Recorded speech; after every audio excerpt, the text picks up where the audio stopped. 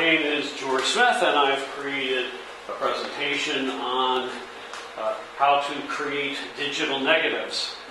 And thus the slide here.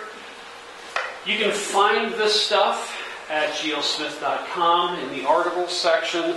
I've got a PDF there that I put together, well, I actually put it together about a year and a half ago, and then I found out that nobody was reading it. No one, bless you.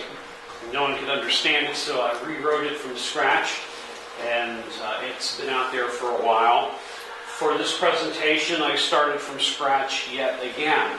So what I will be doing is I will be taking you step by step through the process of creating the digital negative. And this presentation is primarily aimed at someone who knows a little bit about Photoshop. You don't have to be an expert. You don't have to be well versed with it. You do need to know a little bit about it.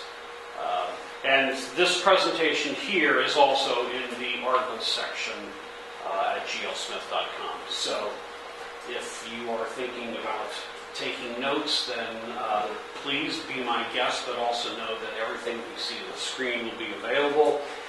Although this is a PowerPoint presentation, I didn't put it together like a normal PowerPoint presentation where you've got 4 or 5 points, and then, 3 months later you go back and all you got there are those 3 or 4 points. This is more of an explanation, just using PowerPoint as a means of presenting this. Some advantages to using digital negatives. One thing is it allows you to shoot digitally, yet process with whatever analog process you might happen to want to use.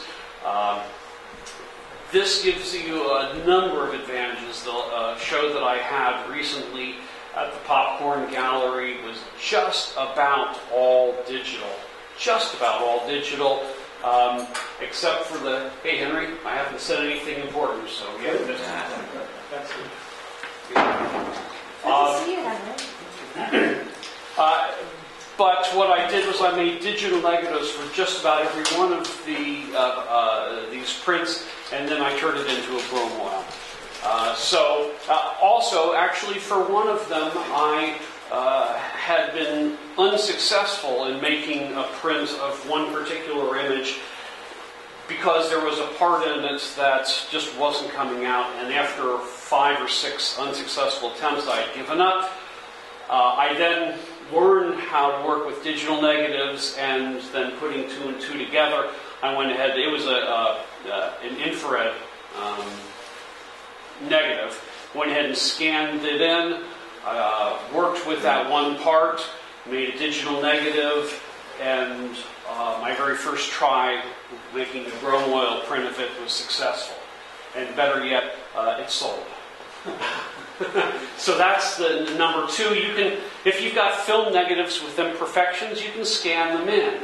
I don't know about anyone else, but I've got plenty of large format negatives that happen to have a little hole, and it's always in the sky.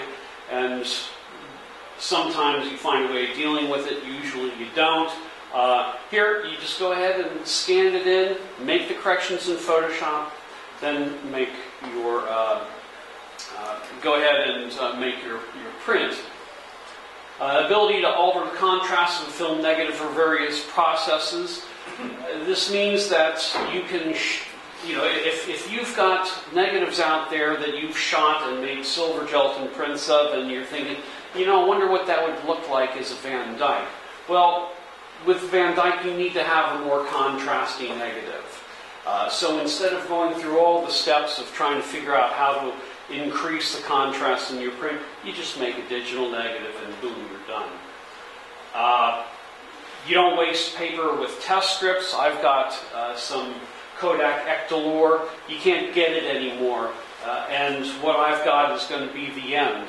And it's great for chrome oil, but I don't want to waste paper making test strips. Also, it's a fixed grade. So I don't want to end up messing up on not having the right contrast in my negative. And you can be more efficient in the darkroom. I was trying to think of disadvantages, and the only one that I can really come up with is what you're doing when you are putting together a process for making a digital negative is you're making that for a particular paper and a particular way of doing things.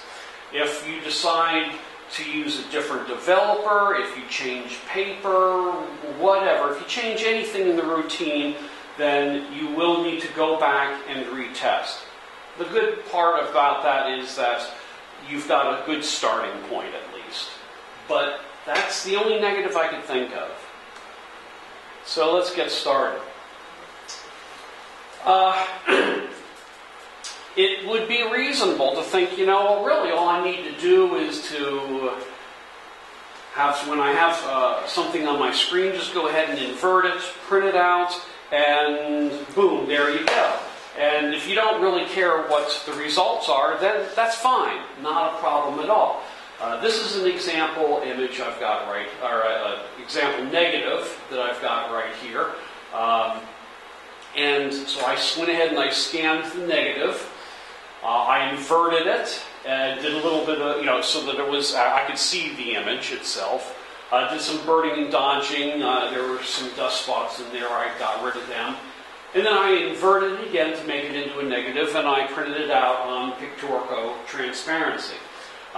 Took the negative to the darkroom, and I made my print. There you go.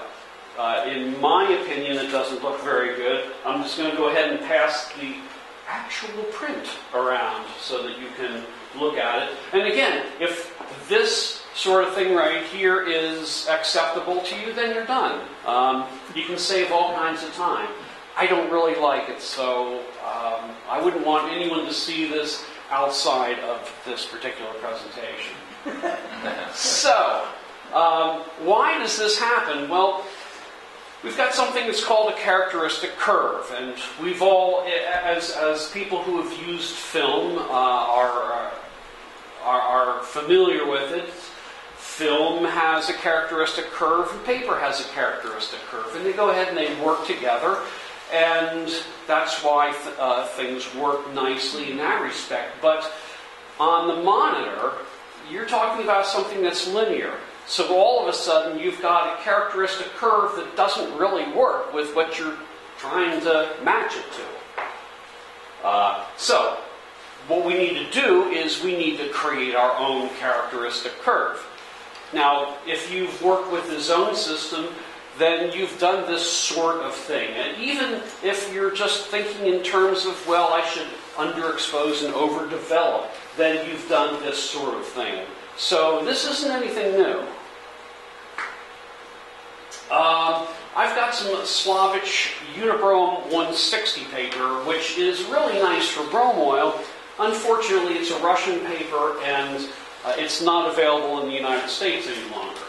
And concerning the current political climate, maybe it'll never be available. I don't know. But the thing is, I've got this paper, and I really don't want to.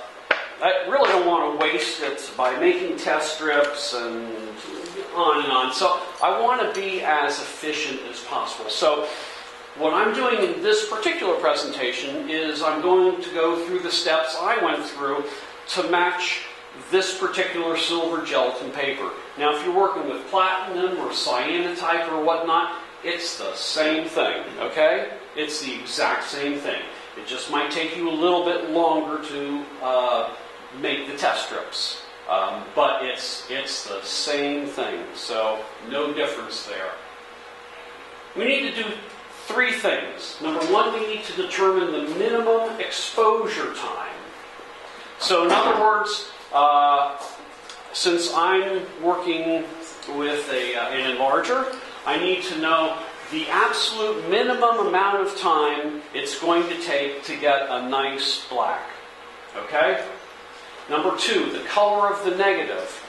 As we'll see here in just a moment, black isn't necessarily the color that we want to use. Maybe it is, probably it isn't. And number three, building the curve. This is what's going to bend things so that it matches up with what we want. Sorry, George. Not a problem. With what we want to use for our final print. Okay.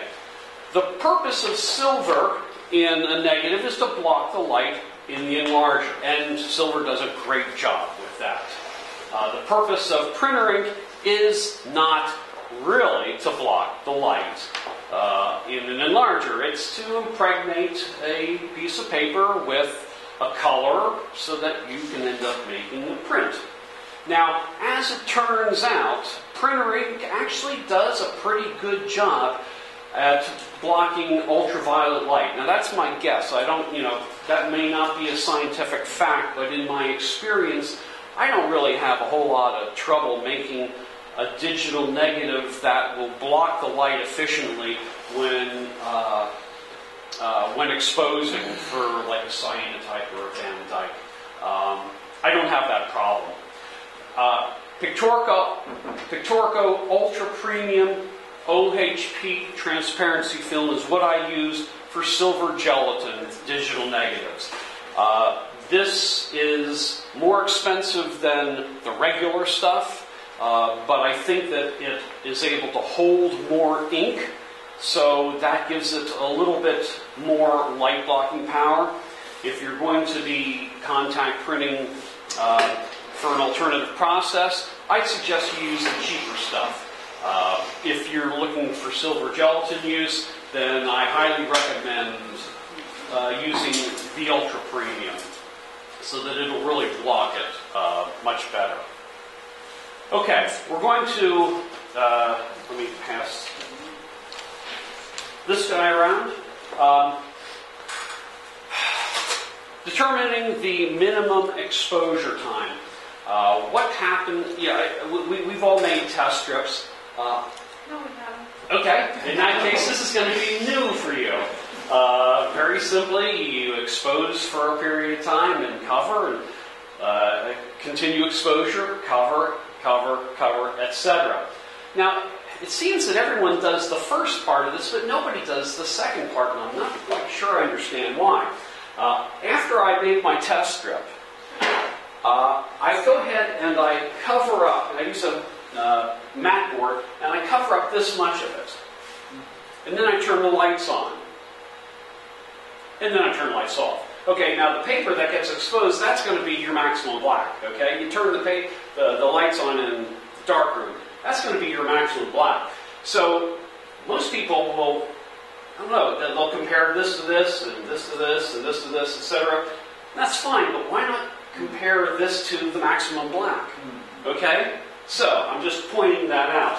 And in this particular case, I saw that 16 seconds was the point where, after that, I'm really not going to get any more black. That's basically, that's really close to what I've got at the bottom. So, 16 seconds. The color of the negative.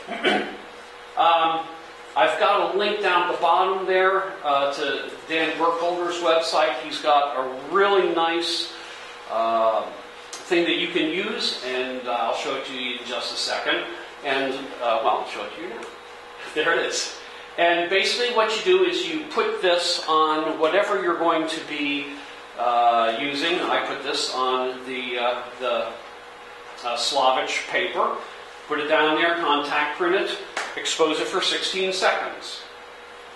The result is that. And Sorry, what was that last thing? okay, I printed this out. Okay, just print that right like that onto the Pictorica. Okay. What is it? It's just a color chart. It contains a whole bunch of colors, and you can make your own if you want. This one I like particularly. It's got a lot. It really covers the range of pretty much everything. Janet Matthews uses a different one. Whatever works for you. Printed on a piece of film. Right. So you look exactly, hold up to light and it looks exactly. Yeah. This is what I'm printed out on the film. You take the digital file and print it on your piece of film. So Right. So is that a sunset? Yeah, well, it's Yes. a digital file, yeah. Yes. It's just a representation of many colors and shades. Is this information in what you have at your website? Yes. This whole presentation here is on my website, okay? And right there, there's the link. So download this presentation, click on the link, and you'll be downloading the color spectrum chart. That's a Okay. spectrum chart, that's Yep. what that is. Yep. Thank you. So Berkeley's a pretty cool guy. He is. He's the master. He's the guy. Yeah. What are the white lines from on this? Like the tiny little. I mean, obviously, that's where you mark it. But like, how do you mark it? These white lines No, here. on the test strip. Oh, that's just a pen. That's just. Yeah, I just go with the Okay. pen. Yeah, special magic marker that happens to be colored brown because those were on sale. Nice. But permanent. Yeah, well, it was just for a test strip, so it really doesn't matter, you know. As a matter of fact, you know, one of the nice things about you know, making these things. Yeah, actually, I'll go ahead and pass this around here because this is the next one. When making these test strips, I mean, they get washed for about 5 to 10 seconds. Okay, because you know this test strip here, I couldn't care less about it. You know, if in a year this falls apart, it'll happen in a in a landfill somewhere. So I'm not going to know about it. I don't really care. So anyway, so these test strips can, you know, it doesn't matter what happens to them. Okay, so I contact printed this, and that's what I got. I'm passing that around right now. This one is just a little bit unusual in the respect that when I look at the right-hand side, that's really the black part. And right off, you're thinking, oh, well, okay, black's going to work just fine. Maybe it is.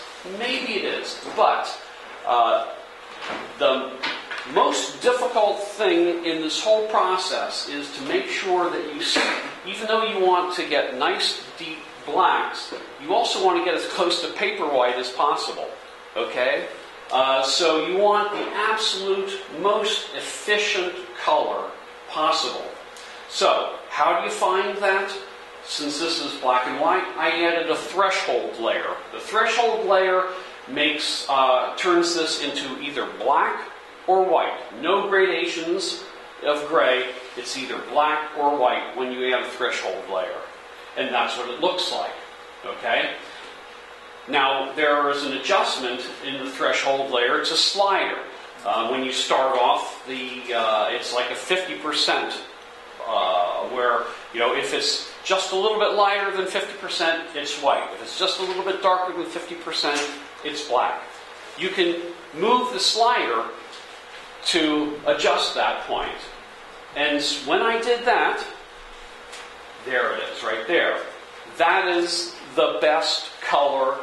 That area right there is the best color for the paper I was testing for. Okay? And you can hold your shift key down when using the dropper and click to mark where that location is. So just so we're clear, you made your picture go negative, you printed it, and then you scanned your print to do this portion. Is that correct? I scanned that test print right there. Yep. And then you match it up with that color print? Yes. Now, there are two things that you can do. I kind of like to be as exact as possible. It doesn't really matter all that much, maybe, but I don't really like maybe because, again, when working with silver gelatin, it's kind of like working with slide film. You know, you really need to be right on. Because if it doesn't block it well, then you're never going to get the paper white. Okay? It's just not going to happen with silver gelatin. Again, if you're using an alternative process, there's more leeway there. Then this isn't as critical. Okay, so I zoomed in there, did a shift click with a dropper. Now, there are two things you can do. Number one is you can come back, you can note where that location is, come back here, and then figure out what the color is. Or what I do is I go ahead and that's like a mark of where that location is. What I do is I go ahead and I take this guy, I drag it onto here, I reduce the opacity. Actually what I do is at this particular point, since I've got the location marked, I go ahead and I hide the threshold layer so that I can see that. Okay? And then I take that spectrum, put it on top of here, reduce the opacity so I can see through it, and then I use skew to go ahead and match it up so that it's directly on top of it, so that it directly matches this right here. Okay? So that that chart is directly over this. Then I bring the opacity back to 100% so that it looks like this, and I click on the location. And what that does is that will give me the color that I need to use, which in this case is a green color. Which kind of surprised me because for silver gelatin I'm so accustomed to red being the best color. But in this particular case, it happened to be a greenish color. Okay. You know, that's fine. That's You're doing with an inkjet printer, right? Yes. I've got an Epson 3800. Okay, so there's no green actually. There's no green ink in this case. So it is actually two pigments being mixed together. I'm sorry. There's no green ink in your printer, right? There's nothing that says green. Yeah. Yeah, so it's being mixed out of the other two. Yeah, probably. Right, you got cyan, magenta, yellow, and black. So, well, and I've got, light black, light black, and all that silly stuff. This whole process is just to find the maximum light blocking for whatever mix of inks that are in your printer for your process. Yes. Right? So if you were doing platinum palladium, it would be a different mix of inks that maximum blocks out the whatever the wavelengths that process is sensitive to. Exactly. Does it vary from paper to paper? Yes. Okay. Yeah. Like I said, this is green. I've done it for Ectolure, for Foamobrome variant 4.123. Those are all reddish colors. And I also did for Ilford Multigrade 4. For the ones that paper? No. I'm looking for what color the negative should be. We're all accustomed to seeing black negatives, okay? But so what does it say? The Scottish paper, which is that paper? What I'm saying is the negative is going to be colored green. Negative. Right. To get The green ink is going to block the most light of any mix of inks. For this case. For that paper. For that paper. Right. So just like a regular negative in a, if you're shooting film, it's always going to be black, right? Yep. Hopefully. Hopefully. So it just so happens that these pigmented inks that are in this printer, there's always going to be a mix of those inks, right? And it's just he's finding the best mix of inks to block the most light. That's all. Block the absolute most light. Right. Okay, so now I know that I'm going to be exposing for 16 seconds, and I know that I'm going to be making my digital negative a greenish color. 003200 to be exact. Alright. Building a curve. Blah, blah, blah. Okay, a myth. One can use a curve built by someone else. There's a guy, his name is Jim Reed. I knew him from a long time ago. He had a curve, I believe, for Van Dyke, and I decided to use that as a starting point. And at the very end of the game, I found out that my curve was almost the opposite of his. It was really strange. But I guess it shouldn't be all that strange, because we all know, especially if you're using alternative processes, well, even if you're using just silver gelatin, the paper makes a big difference. Plus, what Van Dyke formula are you going to use? There are a number of different Van Dyke formulas. How much of the sensitizer are you going to put on the paper? How about the water that's being used to develop it? You can go on and on and on with the variables that can exist between two people. And maybe they'll all even out and you'll end up with the same curve. Maybe I'll win the lottery if someone gives me a ticket for Christmas. Those are two unlikely things to happen. So I'm just going to tell you, don't bother. You can use someone else's curve if you want. I'd say don't even bother with that. But if you do, don't do it as a final solution. Just do it as a starting point. So for your silver gelatin prints, are you using variable contrast paper? Yes. So the color of the negative is also going to affect the resulting contrast, just like using filters. Yeah, exactly. Yeah. And the reason I do that is because with the bromoil process, I'm just going to do the old air quotes thing and say normally what you're doing is you are, when making the print for bromoil, you're doubling the exposure and you're knocking the contrast back 1 grade. Normally. I'll say 2/3 of the time. So by building a curve that I'm going to be using for a particular paper, if it's variable contrast, then if I want to make a regular silver gelatin print, then there you go, that's fine. But I can also use that exact same curve, same setting, same everything to make the bromoil print. All right. Any other questions so far before we get into the curve? Okay, you can make your own step tablet, or you can download mine. There's mine. That's what I use. Because we're going to be working with step tablets. Step tablets take the judgment out of things. Okay. Using step tablets, we're just going to be working with raw numbers. We're not going to worry about what the sky looks like or what someone's skin, looks like, and then trying to match for that. It's just working with raw numbers, and that's that. On the left is a blank curve. If you add a curve adjustment layer, it's going to look like that on the left. If you don't have an image, if you do have an image, it'll look. Well, it won't really look like what's on the right. But if we look over here, you'll see what the difference is. These little spikes right here,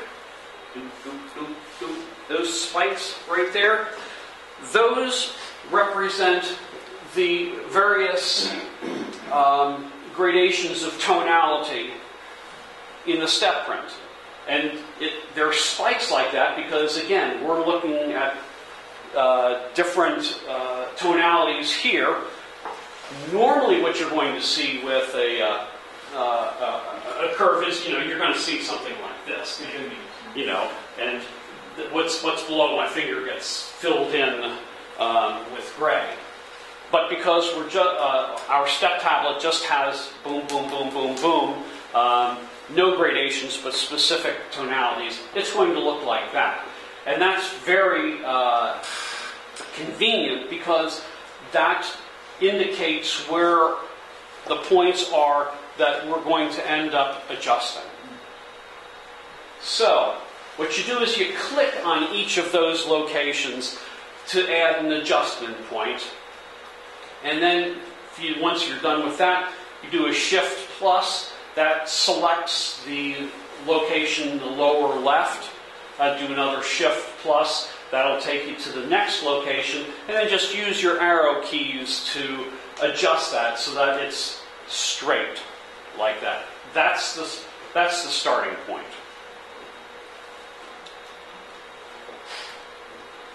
Okay.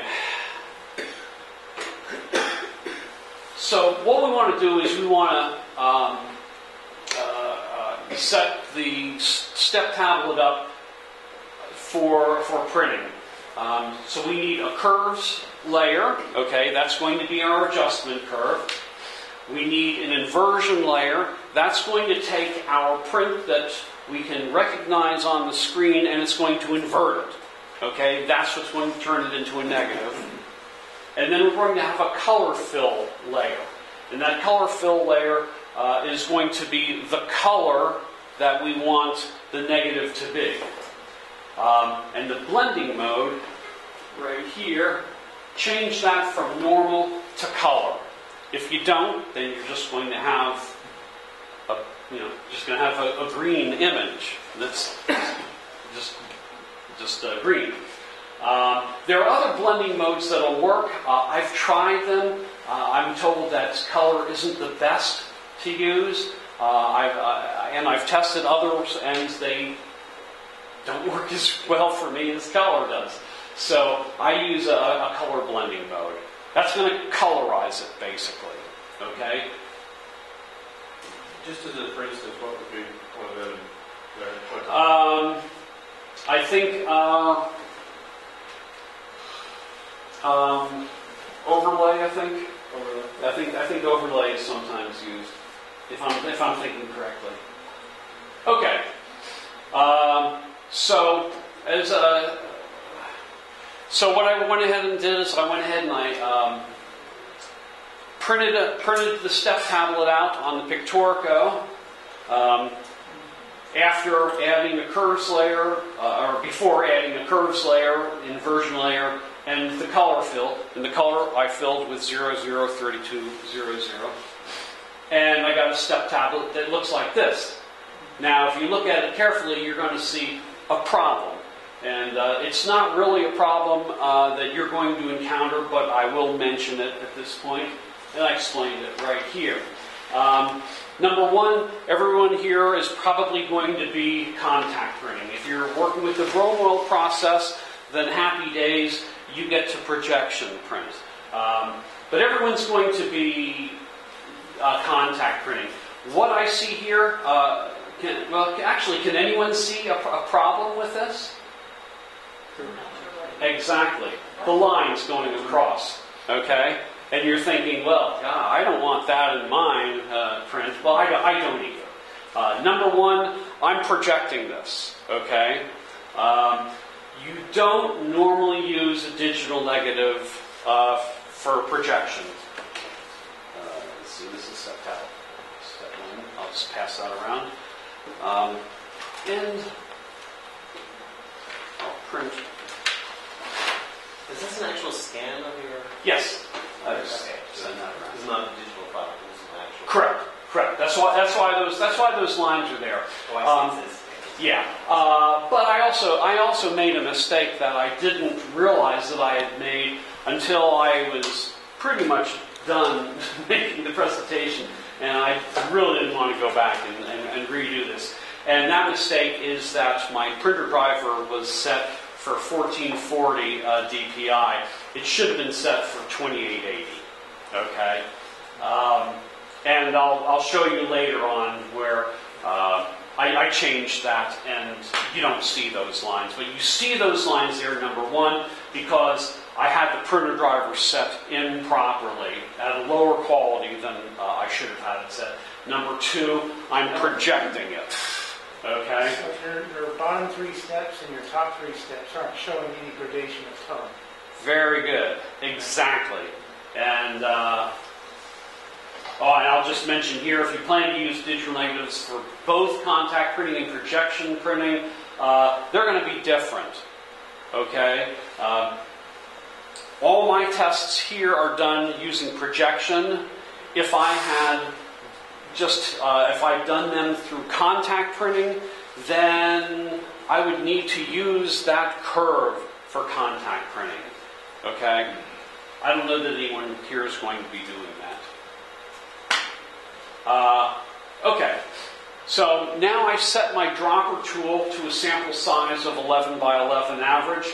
That's because the default, which is point sample, actually measures a pixel. And there's going to be so much variation here that when we decide we want to measure this here, because we're going to measure each area in the step tablet here. And you don't want to be measuring a pixel, but you want to measure an average. You could also go to 31 by 31, or whatever works, but I use 11 by 11. Now, as was pointed out, you've got pretty much nothing, just about no difference in the 0, 5, and 10% range, and just about no difference in the 90, 95, 100% range. And you know what? That's why I'm not going to bother going back to this print right here, but that's why this print looks the way it does. It's because there's really nothing in the midtones. It's all dark or light, and then the midtones are just kind of a little part of it. So our tonality is all screwed up. Okay? So, let me just come back to here for a moment. And when I measured the 0%, area, it actually measured, I think, 12%? Yeah. And when I measured the 100% area, it measured 89%. Well, that's not unreasonable, actually, because when I look at this paper here, or when you look at your paper, go ahead and scan a piece of paper, and then when you measure it, you're not going to see 0%, because no paper is going to be absolute white. It's not going to happen. What are you measuring now? The dropper tool. I'll show you here in just a moment. Similarly, you don't get a perfect black out of this paper. Nor in your platinum process or cyanotype or whatever. It's not going to be a pure black that you're going to end up getting.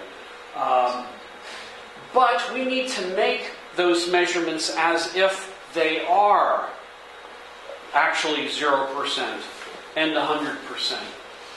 So what I do is I use a levels adjustment layer. On the left is how the thing looks initially, and on the right, as you can see, I took the adjustment points on either side, here and here, and I pulled them in. Now, those points, as far as the scanned digital file is concerned, those points now represent 0 and 100%. You're going to need to do that each time you scan one of these test strips. Okay? You're going to need to include a levels adjustment layer and then pull those points in so that the 0 point and 100% point actually measure something close to that. They don't have to measure exactly 0 or 100, but within a few percentage points is where you want to be. Okay, now that I've done that, look at the tonality. That's basically the tonality of what I've got in this print here that I made initially. You got a lot of white, you got a whole lot of black, not much in the midtones, and that's why the print looks so bad. We need to correct for that. So, I use an Excel spreadsheet. When I started doing this, I used a piece of paper. Use whatever you feel you want to use. Those percentages, those are the target percentages that we want to be shooting for. Okay? What we want to do is we want to build a test strip where when we measure each of these segments, the percentage that we end up measuring gets as close as possible to those target values. So I went ahead on the left, I've got 0, 5, 10, 20, etc. to 100%, and then the output is what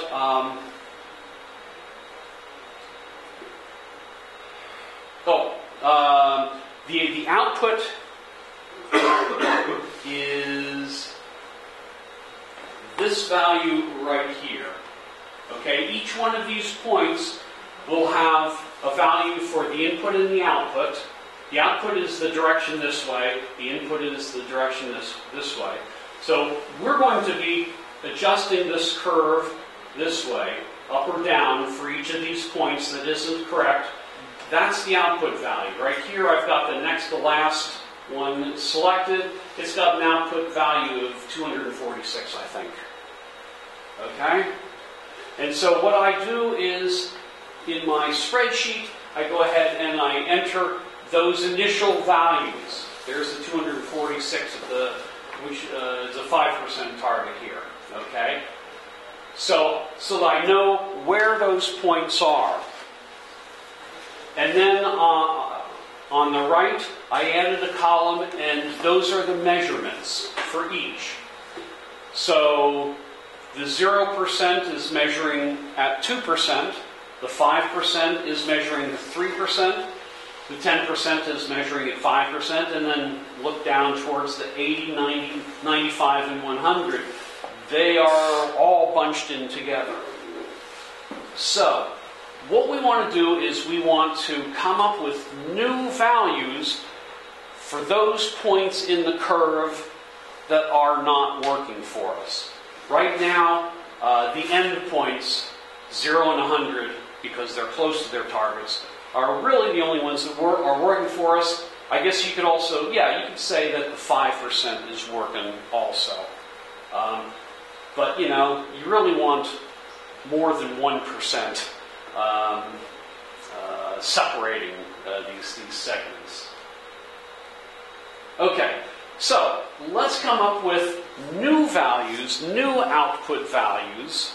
But how do you do that? Well, let's take a look at right here, the 10% target value. It's measuring 5%. Well, 236, why not use that for 5%? The 30% is measuring pretty darn close to 40%, so let's use that at 40%. The 60% is measuring pretty close to 80%, so let's take this 123 and put it at the 80%. Okay. You're going to end up with, even though we started with a blank slate, we've got some useful information here. Now, we may not end up with that 236, the 194, the 123, etc. We may not end up with those there because the curve, when you adjust a curve one place, it adjusts that curve in another place too. But it's a good starting point for trying to decide where these correct numbers should end up being. So I go ahead and I put those in another column. And then I start making guesses. Basically interpolation, Try to figure out what's closer to what.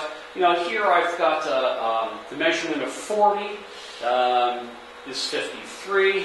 And I see that 53 is 7 away from 60. 67 is 7 away from 60. And, so I just go ahead and I start playing around and trying to figure out where those numbers should lie.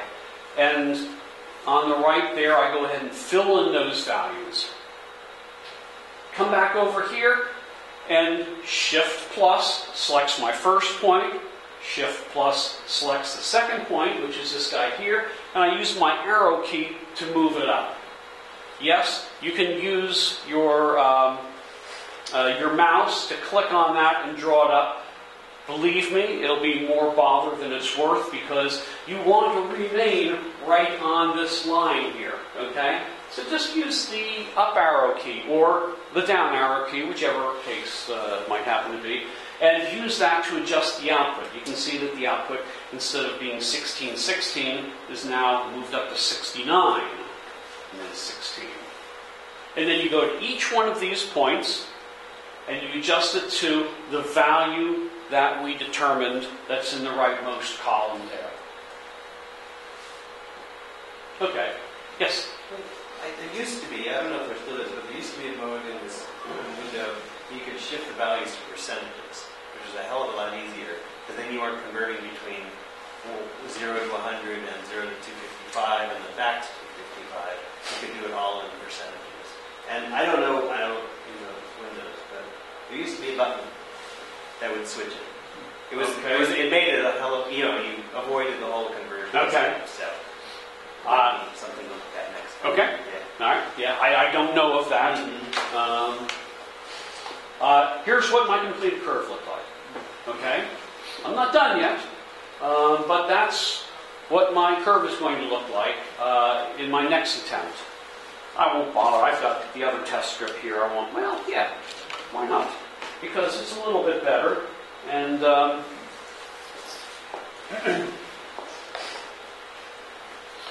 and so basically what you've seen is the whole process. I mean, I'll go a little bit further here, but this is what we're doing. We're going to be printing that negative, the step tablet, and making the print, scanning it, measure each adjustment point, compare the results, and then update the curve. And we just go around and around and around in a circle until we're happy with what we got. That's the next time through. And you just look at that and you say, well, okay, that looks a heck of a lot better than it did before. So we go ahead and we measure each one of those things. And yeah, I kind of got lucky because those were pretty close. Those were actually pretty close. I am looking, I might mention, I think I've mentioned it elsewhere in this presentation. When I first started doing this, I really wanted those percentages to be right on. You know, I wanted 20% to be 20%, 30% to be 30, not 31, but 30%. And it just drove me up the wall. And I finally decided, you know what? I'm just going to go with good enough. And it works out just fine. You get within a few percent, then you're good to go. And okay, I do note that it's in the presentation. I'll just continue with the thought, and we can skip the slide later. But if you are wondering about how close should I be? What is it reasonable for me to get to? And if you're doing alternative processes, I think that you're going to have more difficulty than I am in this particular case with silver gelatin. And that's because you are coding with your own sensitizer. And unless you've got a really good way of applying it, not only do you have to have an absolutely even coat, but you have to be putting the exact same amount of sensitizer on the paper. All those things can make a difference, even just a little bit of a difference.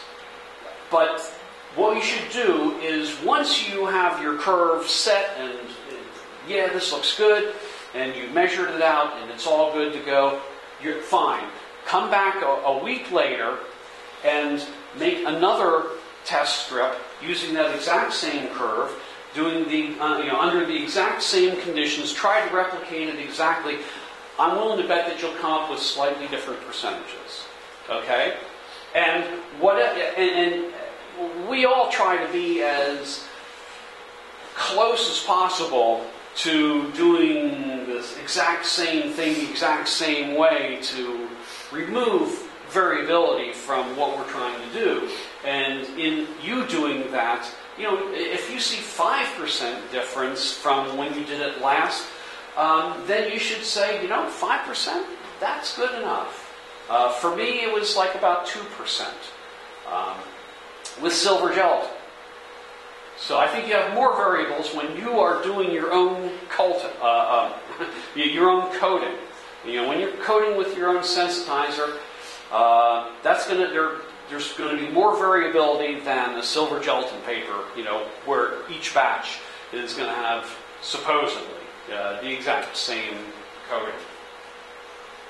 So here I go. I go through this, and I come up with a new set of numbers. You see that the new set of numbers is actually pretty doggone close to the old set of numbers.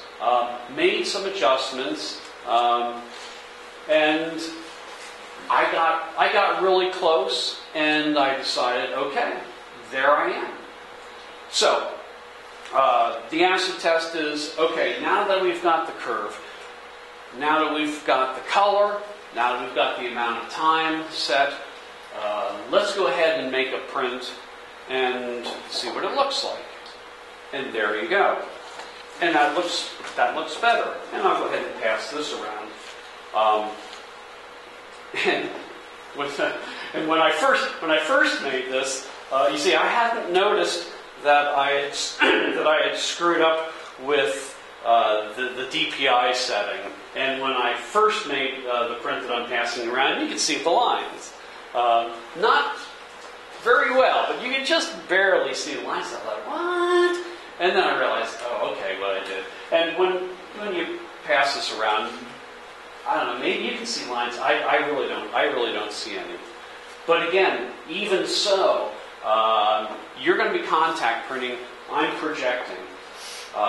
When using the Brobine process, I'm lucky. I can make a 4x5 negative, and I can print it on 11x14 paper, and the process it's not a problem at all. It's just fine. Now, if I try going 16x20, well, that's a different story. That's a different story. But this looks good enough to me.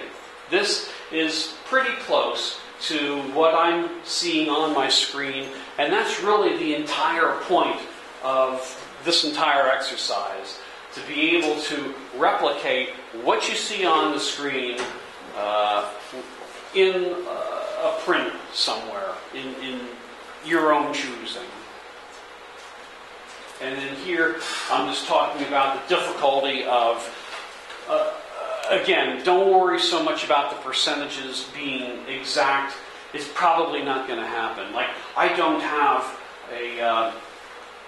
have something to warm the developer, for instance. I work in my basement, and the developer works at whatever temperature the basement happens to be at. These days, the temperature is in the upper 50s, lower 60s, which I'm not going to say anything more about because I'll go on a rant about winter.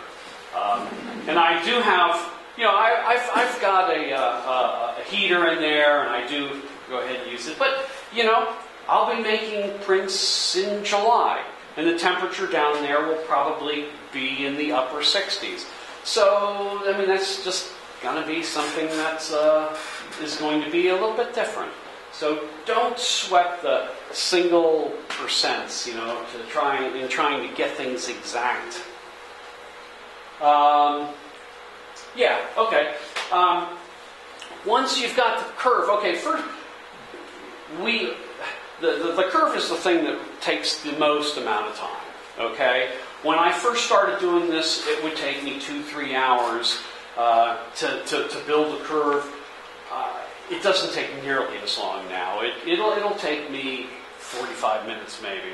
I've got it down pretty well. It's like anything else that we do. The first few times you do it, you fumble around, you mess up, you get discouraged, etc. And then after you get the hang of it, things work out.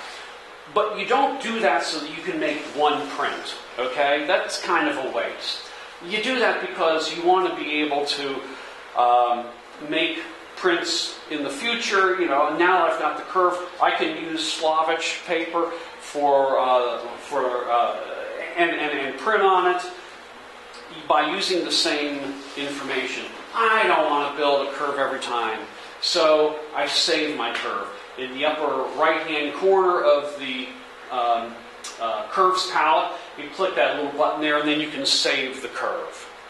And I would highly recommend that you use a file name that's going to be representative of what you're working on. If you're working in the alternative processes, you'll want to have the process and the paper at least.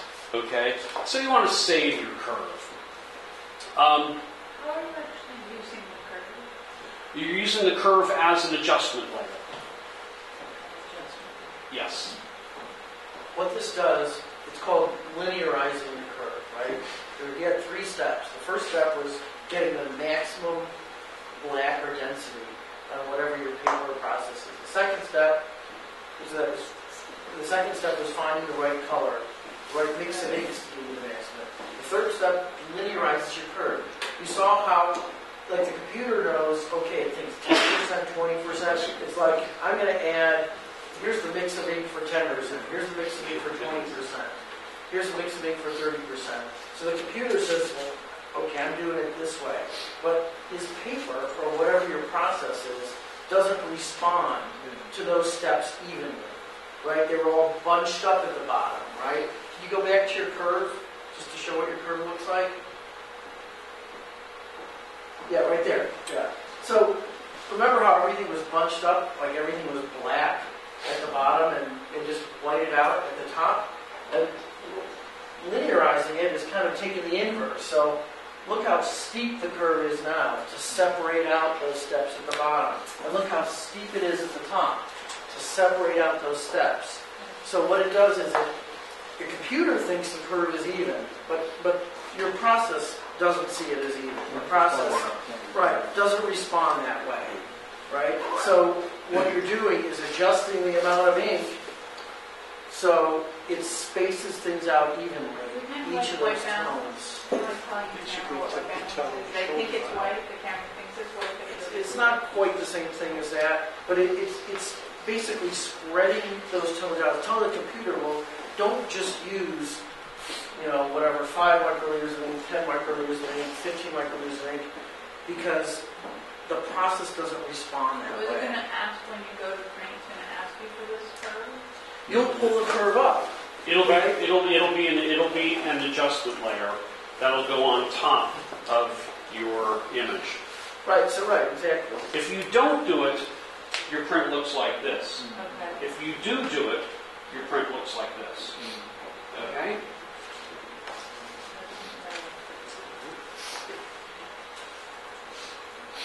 So, saving your curve, good idea. Better idea, better yet, is to put this stuff into a folder. Okay? You can create a new folder. That's on the bottom of the layers palette. You can create a folder, and within that folder, put your curve, put your invert layer, and put your color fill layer. Now you've got all that within a folder. And if you save that with the file that you've got, let's say the file of this particular picture right here, then you can just use the eyeball to turn it off, and you can see what it's supposed to look like. You turn the eyeball on, and then you're ready to go ahead and print. If you use Bridge, or most of the time I just use Windows Explorer when I'm looking for stuff, and by doing that, by turning the eyeball off, I can see what it actually looks like. I can see the image as it looks like this. And then I bring it up into Photoshop, I turn the eyeball on. Now I've got those 3 layers ready to go. But that's not all, there's even more. What I do is I have a file, I forget what I call it, but I keep these folders in that file. Because the next image that I come across where I want to use, let's say, the Slavich, the next one that I use, all I need to do is bring up this particular file, click and drag the folder, and I'm done. Okay? Because this folder in this particular file has the information for Slavich, it's got the information for Ectolor, it's got the information for Fomabrome. Okay, it's just a file with folders. There's no image here. It's just folders. So I don't have to go hunting around for, let's see, where's my curve? I know that there is a color associated with this curve, so what's that? By just simply saving a file with these folders in it, you just bring it up, you click and drag the folder onto the new image, and boom, you're ready to go. The less you have to remember, the better for me. Okay? Because I don't remember anything.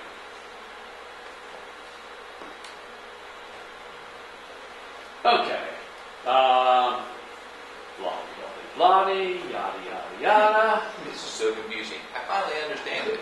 Should be a bigger gap. You're probably right, but there's only so much room here on this slide. If you find any errors here, you have any questions about it, there's my email address. I always answer emails. If you send me an email and I don't respond, it's because I didn't get it, or maybe I'm on vacation or something. Download this thing, give it a try. I would be hard-pressed to believe that you're not going to find digital negatives useful, especially, my God, if you're using like platinum or something like that. I mean, that stuff can get pretty doggone expensive, and you don't want to be wasting anything, any of those expensive chemicals. So, this is a one-shot thing. You get all this information down, and you are done. You don't have to worry about, all the variables that could come in when you're just kind of guessing with a negative, if you've got the right contrast and all this and that. So anyway, there's the email address. Any questions, problems, let me know. I'll do my best to help you out. Very good. Okay.